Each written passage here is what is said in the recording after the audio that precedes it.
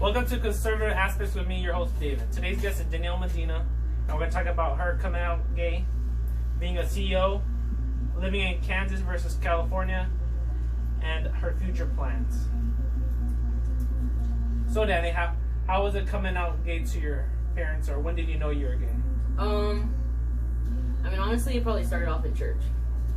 Not because anybody was attractive or anything, but, you know, in the Bible it says man, woman, whatever.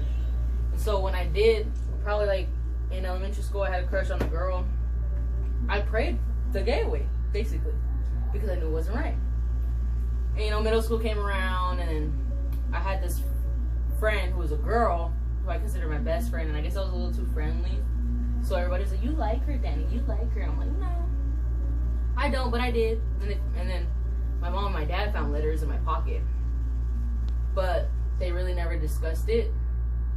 But I remember Dad asked me, you know, what are these letters for? And I'm just like, oh, nothing, just from my friends, you know. And he was like, okay, if you say so. So I had told him, what would you do if I told you I like girls, Dad? And he was like, nothing. I was like, okay, well, I like girls. And he was like, well, at least you can't get pregnant. So I was like, okay, cool. Accepting. He told me he loved me regardless of, you know, what I preferred and whatnot. But then when it came to my mom, all hell broke loose. I mean, she was totally against it, which is kind of weird because she has gay cousins and stuff like that. But I guess, you know, me being her first daughter and being a girl, she was just like, oh, God doesn't like that. So because of that, we didn't talk for a couple months. And then she finally came around. I was very comfortable with my sexuality. I mean, it's pretty obvious. Growing up, I was a tomboy. You've never seen me playing with dolls and stuff like that. And if I was playing with dolls, you know, I had the two dolls kissing and stuff. You know, never the boy and the girl. But, I mean, coming out was pretty cool. Everybody seemed a little bit, you know, accepting, except for probably my mom. But she came around, like I said, so. Do you think you have any challenges being gay in today's time? In America?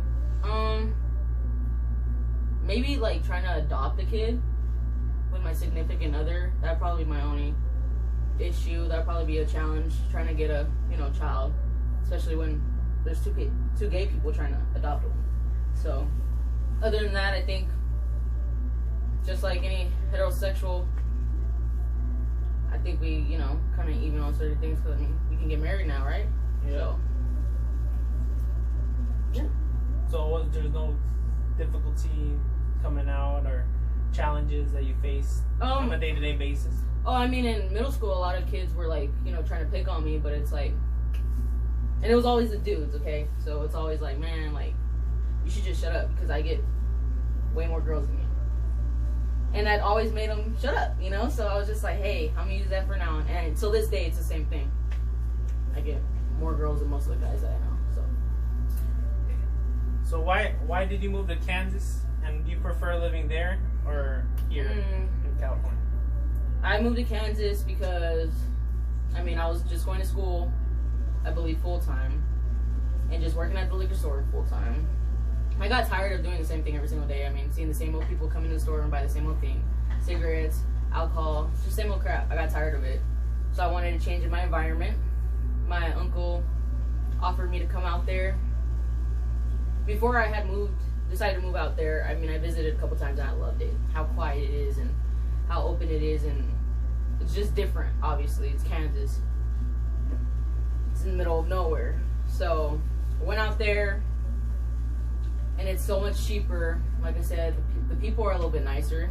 You know, very conservative, but they're nice and respectful and whatnot. I mean, I love it. I would prefer to live out there better than California because it's affordable.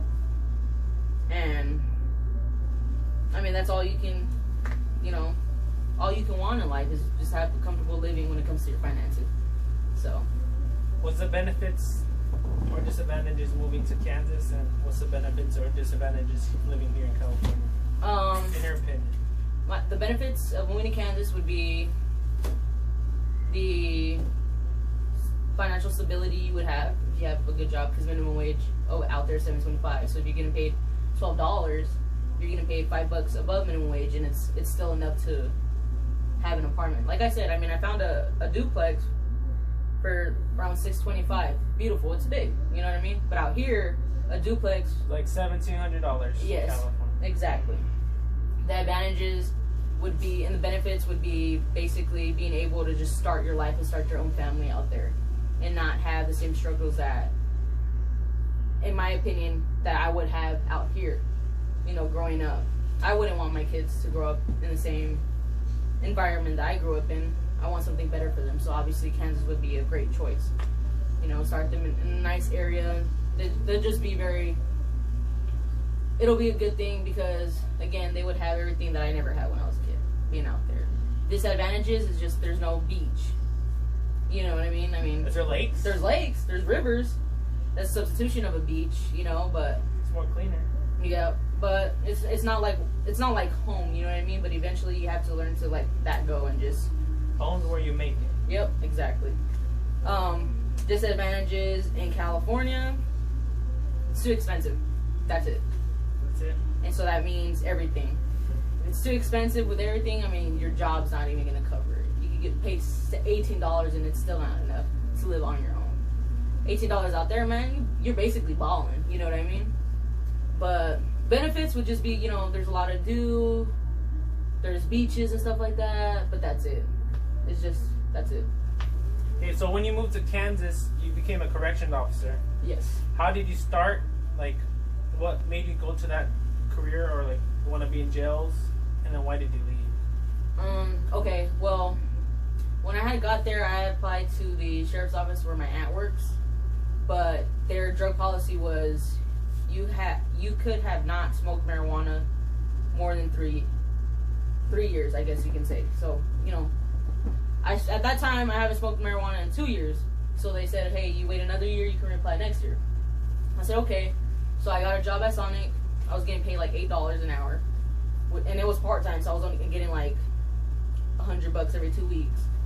And there was a facility across the street from my house. It was just like 5 minutes away, and I was just like, well, it says, they had a big board that says now hiring, Lansing Correctional Facility. So I applied, and then like within a week, HR hit me up and was like, hey, when can you come in for an interview? We would like to, you know, get to know why you want to do this and that. And their starting pay was $15.75. So that's like $7 above what I was getting paid. And I was just like, heck yeah, I mean, what the hell? You know, and it's a good thing to get my foot in the door with what I want to do. I mean, the hiring process is easy. They had me do a physical, you know, all that good stuff, background check and whatnot. And then, I mean, I started working there. It was great. I loved it. I wasn't as scared as I thought I'd be, but you know, you had your moments when things got hectic and whatnot. And then I left because administration did not know how to take care of their officers. They were what they like to say, hug-a-thugs. So they took care of the inmates before they took care of us. Their safety over ours. So I was not getting paid enough to just stand there and let an inmate threaten my life. So what's your experience? Was it better with inmates or leadership? As in, like, did you get along better with inmates or like management? I got along with the inmates better than I was with management. I mean, you know, me being from California and then everybody working at the facility was from Kansas. They never had that chance to experience a diverse community, I guess you can say. So they didn't know really how to act around people like them. I mean, come on, we grew up in the ghetto. You know, I mean, you got gangbangers, you got drug dealers, you got crackheads and stuff like that. But the basic thing that a lot of these people lacked was just basic respect for them, you know what I mean? Even though they did something wrong and they have every right to be in there, you know, it's give respect, you'll get respect, and then you wouldn't have such a hard day working in the facility, you know what I mean? I had a good rapport with most of the inmates. So I got along better with the inmates than I did with management. How do you guys like work with the inmates, or how cooperative you guys are with each other, in your opinion? Do you think it's more difficult or easy? Personally, for my opinion, I had an easy time having the inmates cooperate with what I wanted them to do. But from what I've seen with other officers, they had a harder time because there was no respect for them, I guess you can say. So there'd be times where I just go in there and just be like, hey, look, dude, we're gonna come in here and do this. Don't give us a hard time. It'll be easy. But nah, Medina, man, we're not trying to do this. Look, don't make it harder. Just let us go in there. Only because it's you. All right. You know what I mean? So I made sure that we're all in an even scale. Some officers thought I was dirty because how I decided to communicate and act with the inmates.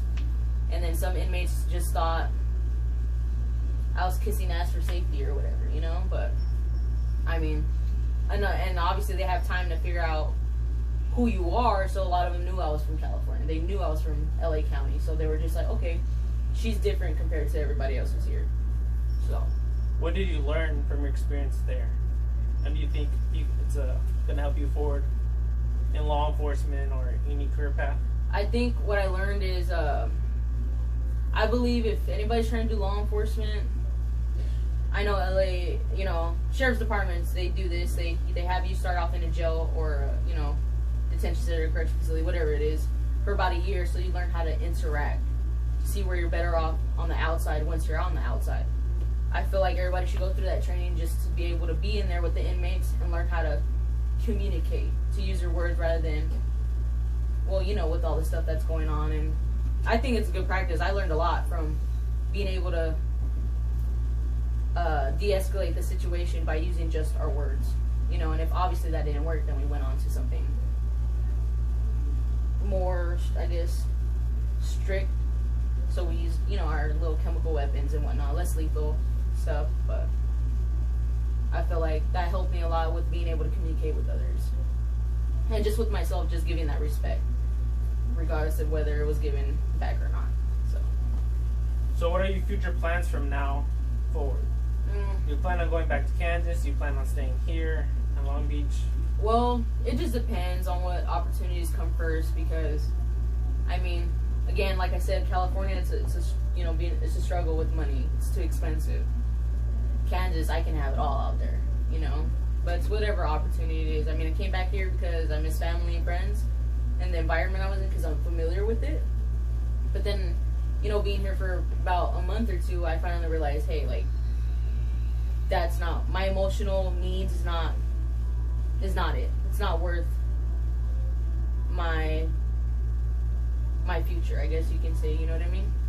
So, I'm most likely probably going to go back to Kansas, you know, for the benefit of myself, and, you know, try to pursue a career in law enforcement. If that doesn't work out, then I'm just going to go back to school and just get a certificate to be EMT and then work my way up there. I mean, I just want to do something to help people, that's it.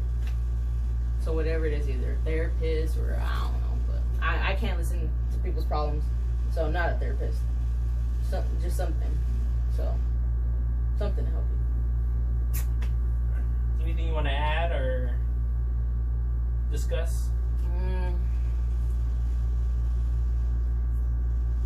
I mean, anything you want to ask me besides? No. We can tune in next time. Yeah. Thank you for watching Conservative Aspect with me, your host David, and my guest Danielle Medina. And stay tuned next time to have a discussion between me and her about certain topics. And please like, comment, share, and subscribe. And have a good day. Thank you.